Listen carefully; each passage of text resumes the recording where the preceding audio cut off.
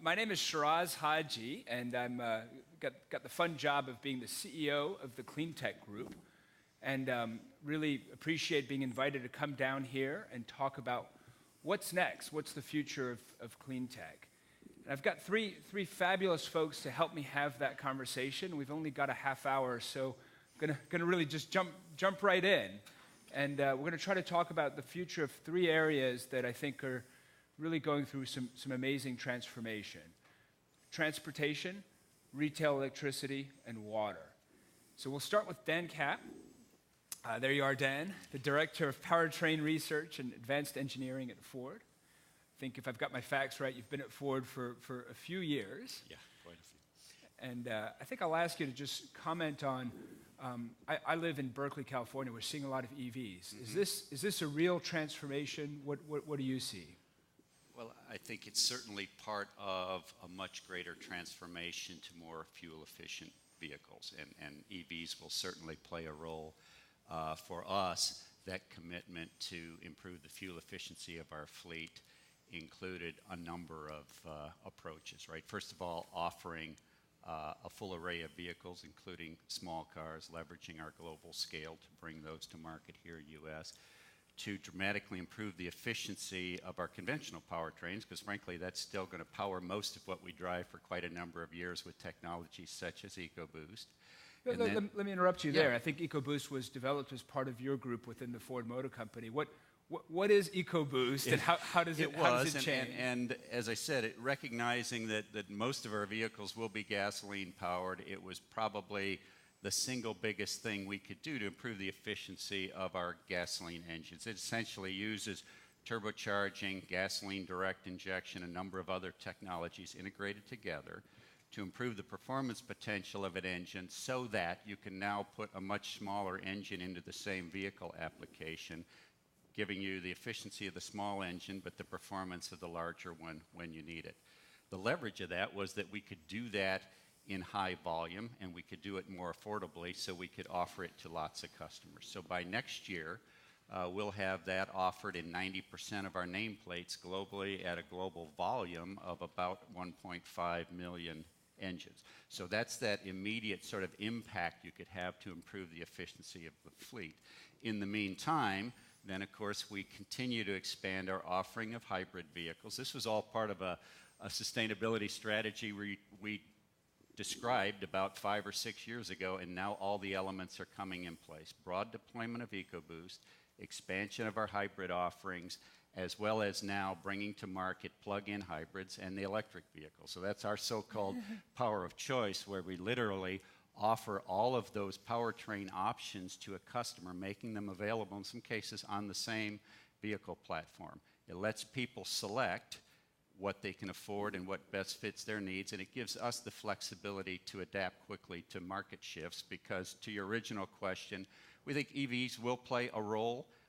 We see electrified vehicles in general in the 2025 timeframe maybe growing to be 10 to 25% of the market. Now that's a pretty wide band, because predicting the market is difficult, but it's a significant growth from where we are today. Within that, plug-ins will certainly, we think, play a role. The pure electric vehicles, because of the limited duty cycle and customer applicability, will still be a relatively small percentage. Great. Okay.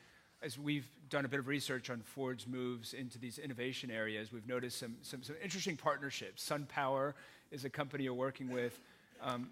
As we were catching up, you're also working with some big traditional OEMs. Could you talk a bit about the partner strategy? Yeah, well, we've always worked through partnerships in, I guess I'll call it a more traditional sense, with our suppliers. We partner with a number of universities in terms of certain types of research. But this transition into electrified vehicles and helping make that seamless to our customers has gotten us into some very unique areas. In the area of connectivity, and probably the first one I would mention, and they're here with us today, is Microsoft, who we've partnered with to develop Sync and My Ford Touch, but now more specifically in these electrified vehicles, the My Ford Mobile, which allows customers either remotely or in the vehicle to manage their charging, precondition their vehicle, that sort of thing. Within that, MapQuest to identify charging stations for them.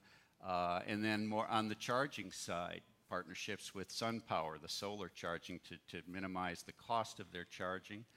At the residential level? At the residential level, as well as with Best Buy to offer them charging infrastructure in the homes. We've also, in a broader sense, had a number of experiences I have personally with partnering with other OEs who are otherwise and continue to be our competitors. And there are several examples of that, but most notably recently is the announcement that we will work with Toyota to co-develop a rear-wheel drive hybrid for the larger vehicles, which was a space neither of us had covered and recognized a need for that in the future. In this space where development costs are high and commercial viability depends on scale, some of these partnerings, can offer some win-wins for us. I want to move to Tom quickly, but I got to get you to comment on natural gas as a potential transportation fuel. I've been reading about, I think Ford vehicles are involved in Orange County and CNG. What's your view of natural gas's role as a transportation fuel? Our offerings to date, and will continue to respond, have been primarily targeted toward commercial fleets where they can dramatically lower their operating costs, but they're not linked to an infrastructure because they can centrally manage their fueling. So as we've looked at CNG as a broader-based transportation fuel, I would say previously we thought that from a CO2 impact perspective, we'd be better off using the CNG to displace coal in electrical generation for electrified vehicles. Having said that, now some think that there's enough that it could offer both and be viable as a transportation fuel. This is something we're studying. It would be something in the longer term based on availability, but most importantly, it is tied to now an installation of infrastructure, right? And that's something that takes policy, it takes time and commitment, and I guess so we're kind of in a wait and see mode there. From a vehicle technology perspective, we certainly know how to do that and could respond. Probably the single biggest challenge at a vehicle level is just the packaging of the tanks and what comes with. It's important, though, that to get the max effect, you have to dedicate the vehicle to CNG as opposed to some of the dual fuel approaches that are common today. To do that says you really need to know the fuel is there, right? So it's some of the range anxiety and those same kind of questions that always come with an infrastructure dependency. Yeah, thanks, Dan. I'm going to shift a little bit from transportation to retail electricity. Tom Matzzie, sitting to my immediate left here, is one of the most talented internet marketers I know. He was really behind much of what MoveOn.org has done on the political front. He's had a very, very accomplished career in a number of different fields, but is now really driving some amazing change in retail electricity. Tom, maybe you could just start around what is Ethical Electric? What are you trying to do? Sure, thanks, Sheeraz. Ethical Electric Company, we're a startup retail electricity supplier, so we'll serve people's homes, businesses in the states that allow for retail electricity choice. There's roughly 40% of the U.S. Electricity markets that allow a consumer to varying degrees to choose an alternative supplier for their home, much like the old long-distance model. Same company still has the wires going in, but a different company delivers electricity to the utility would be the best way to describe it for that customer. In our case, our power will be from 100% clean energy sources. That means wind and solar for our customers, because we think that's what consumers want to buy. Not here to discriminate against other forms of clean generation, but it's just that wind and solar is what people like. There are a lot of people who want to deploy clean energy in creative ways. They start by trying to figure out how to develop the project. Our approach is to aggregate the demand first. So we're going to go sign up customers who want to buy clean energy, and then use their market power to figure out, bring the energy into the marketplace.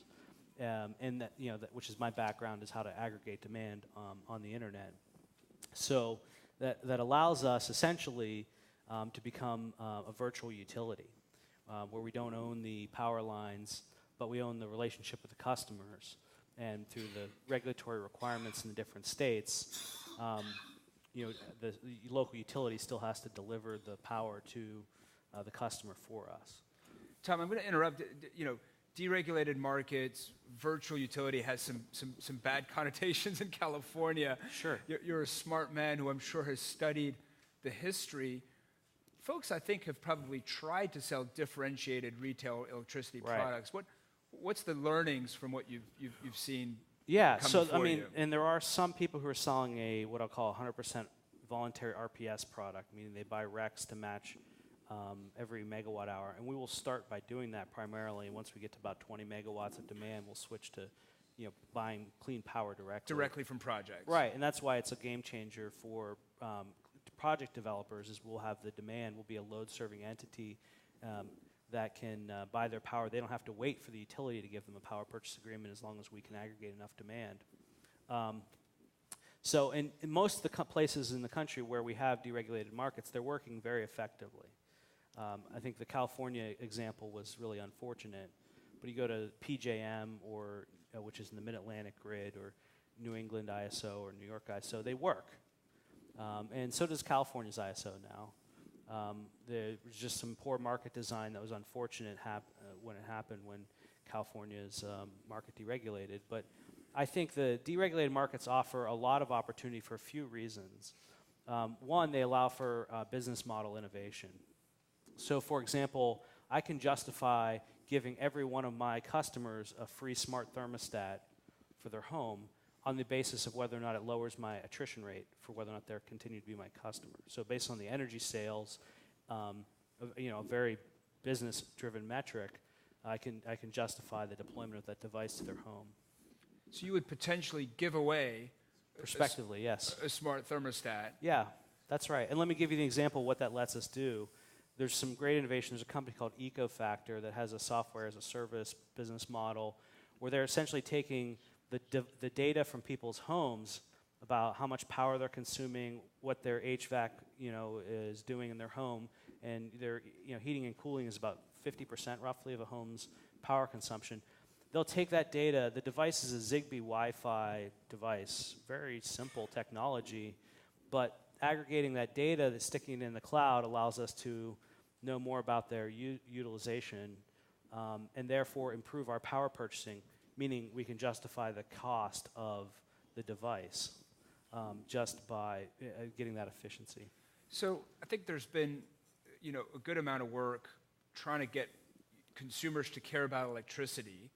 And most folks who come through our office say, boy, in a world where electricity prices average are declining by 1%, it's quite hard to get people to care. Why will you be able to get people to care about cleaner electricity? What makes you think that's even possible? So electricity is the perfect commodity. And so essentially we have branding a commodity problem as a marketing problem.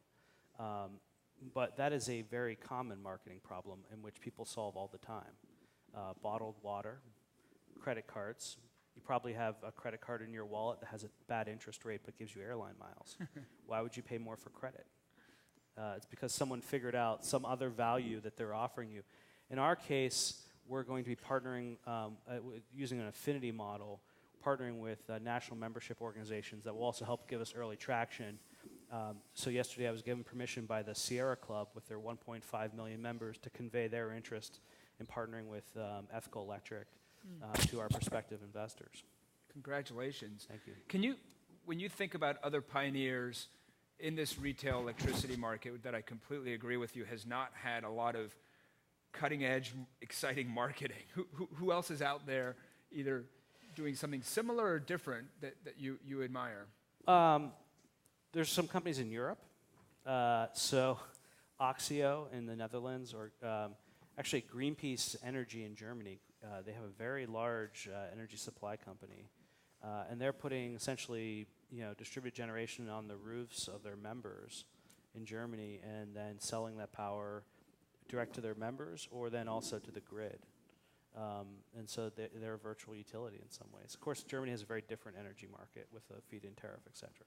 Are these customers, either yours or other models, are they going to pay more? How much more are they going to be willing to pay? It will really vary by market, but we think that for the consumers that we're talking to Price is not the reason they choose the product. And that's an important thing. Marketers know you have to find your customer. You're not designing your product for 90% of the marketplace. You're finding your customer. And there was a lot of research that says that up to 40% of the public would pay more for power if they knew it came from clean sources.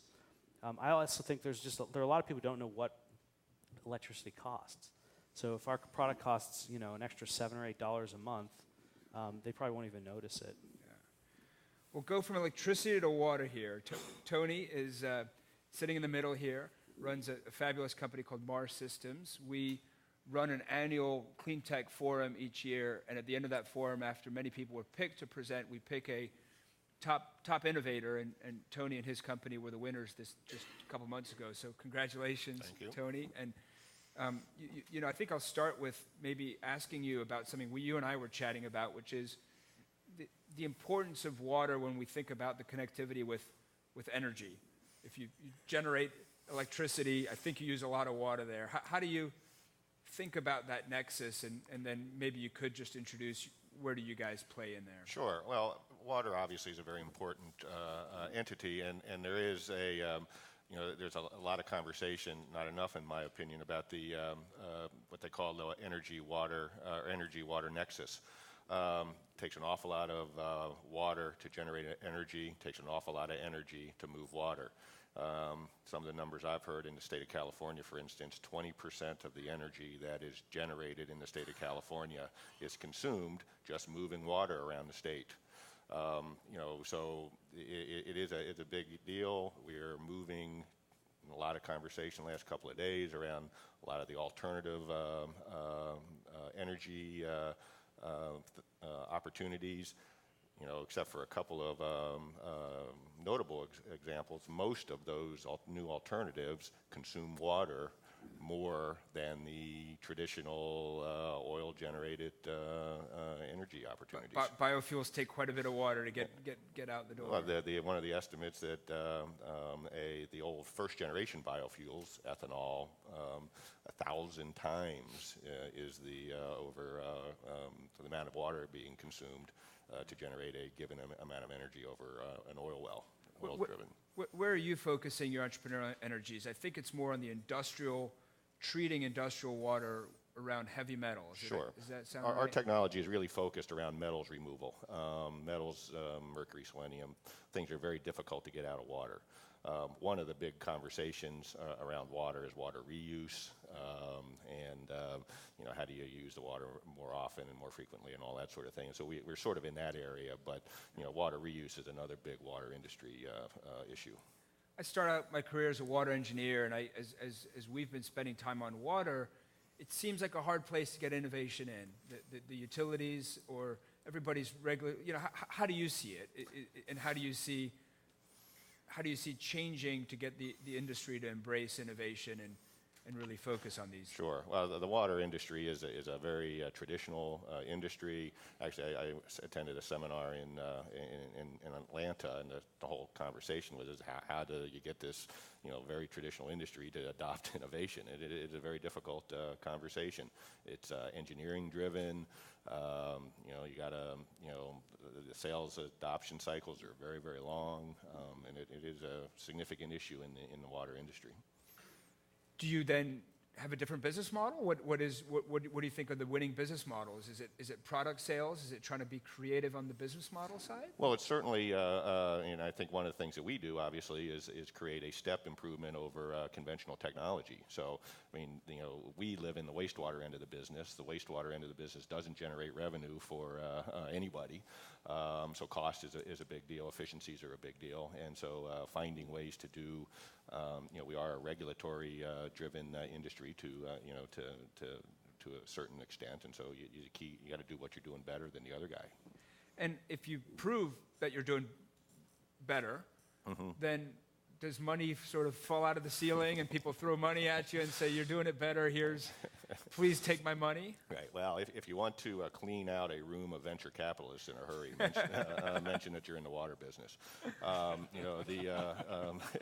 The traditional lore is that you can't make money in the water business. I'm not sure that's 100% accurate, but the concerns are scalability and the cost to scale. Water infrastructure projects obviously consume, very, very capital intensive. It's really not something that the VC world really is throwing money at. But let's get Tom into this conversation. I mean, clearly there's a huge sustainability theme. How do you fund early ventures?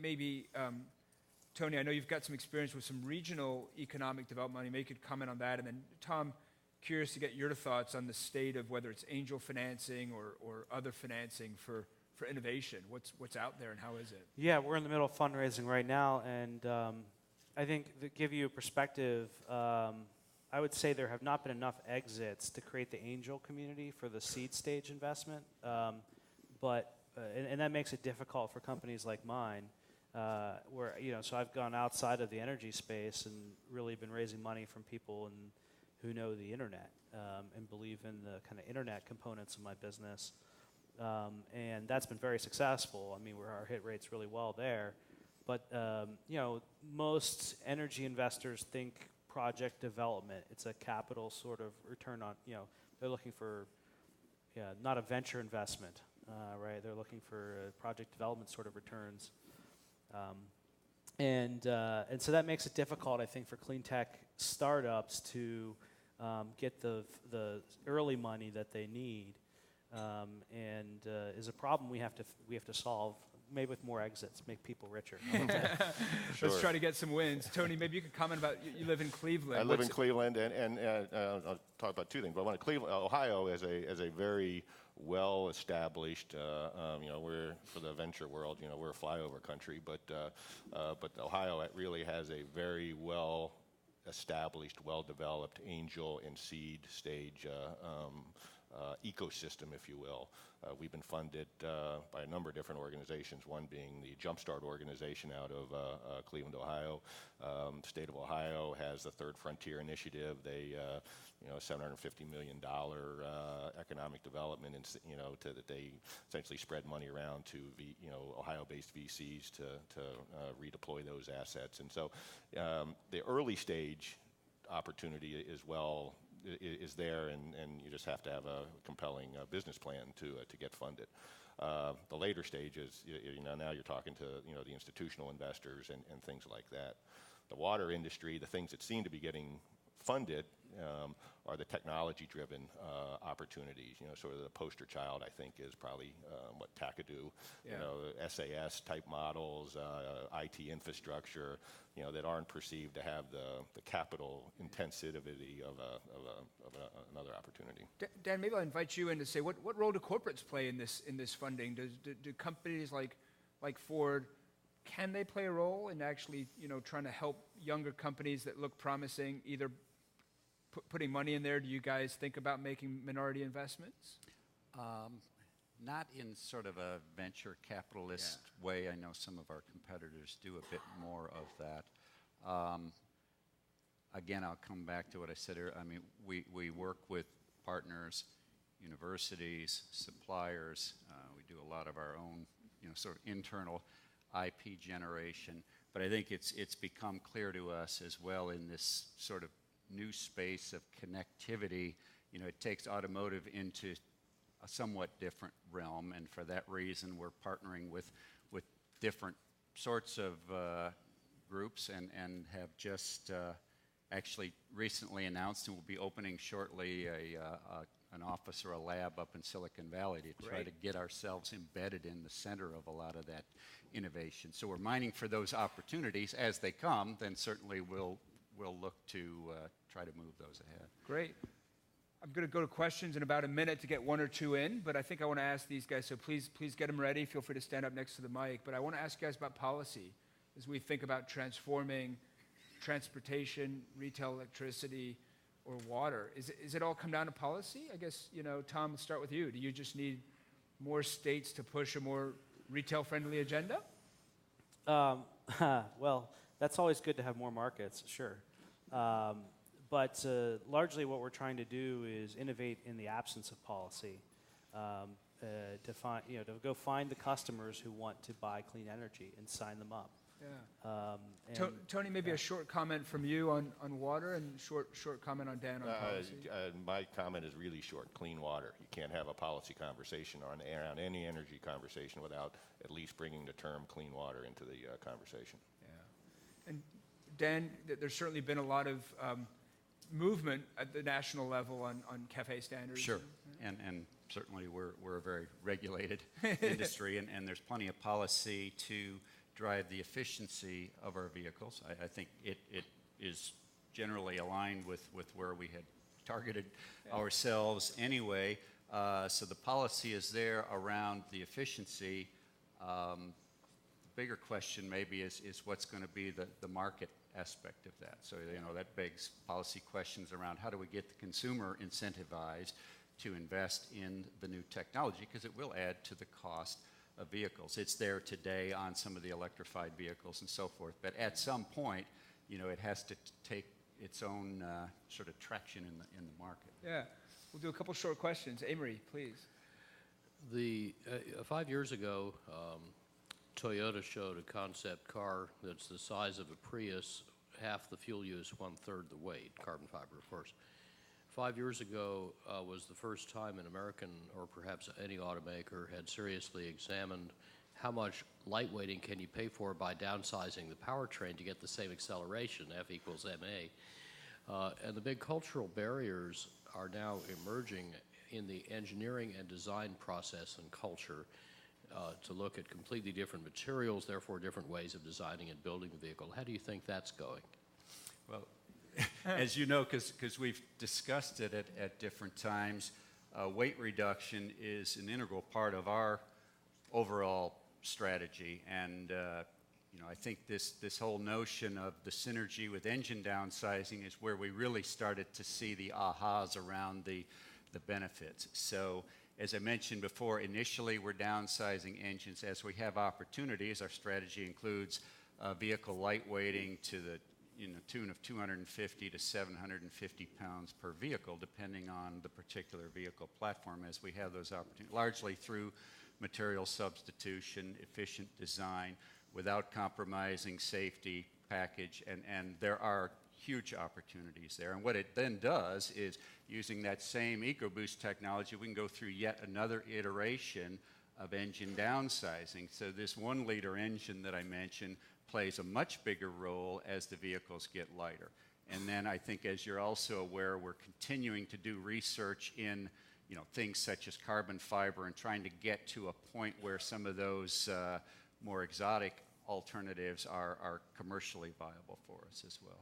I think we'll just wrap with, this is all about the future. So if we're fast forward way out, 10 years out, just one area that you think would, is perhaps not much talked about right now, that will be surprised 10 years from now. Tony, we'll put you on the spot and start with you. What's the one area that jumps to mind, and then we'll have to wrap here. Well, I think just sort of water, water sufficiency. I think it's probably we have a global problem around water, and we'll be solving that problem, I think. Yeah.